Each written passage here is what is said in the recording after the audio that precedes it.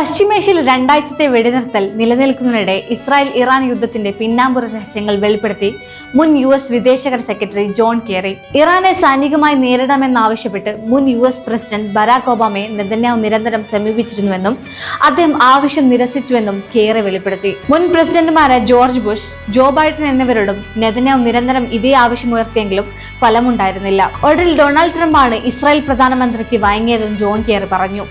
ഇറാനെ ആക്രമിക്കാൻ നെതന്യാഹുവിന് വലിയ താല്പര്യമായിരുന്നു. അദ്ദേഹം ഒബാമയുടെ അടുത്തെത്തി ഇറാന്റെ ആണവ കേന്ദ്രങ്ങൾ തകർക്കണമെന്നാവശ്യപ്പെട്ട് പ്രത്യേക പ്രസന്റേഷൻ തന്നെ നടത്തി.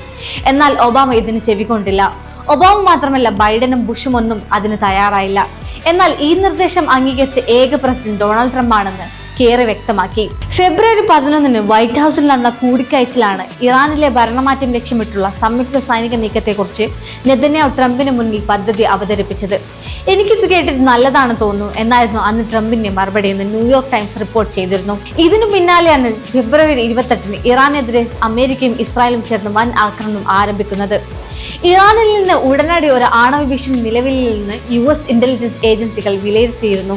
ആ സമയത്താണ് ട്രംപ് ആക്രമണത്തിന് പച്ചക്കൊടി കാട്ടിയതെന്ന് കേറി വിമർശിച്ചു. അവിടെ അങ്ങനെ ഒരു ഭീഷണി ഉണ്ടായിരുന്നില്ല.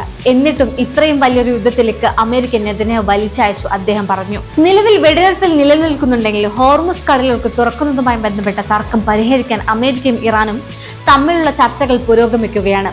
പാകിസ്ഥാനാണ് ചർച്ചയ്ക്ക് വേദിയാകുന്നത്. എന്നാൽ ലെബനനിൽ ഇസ്രായേൽ ആക്രമണം തുടരുന്ന പശ്ചാത്തലത്തിൽ ഇറാൻ ചർച്ചയിൽ നിന്നും വിട്ടുനിൽക്കുമെന്നുള്ള റിപ്പോർട്ടുകളും പുറത്തു വരുന്നുണ്ട്.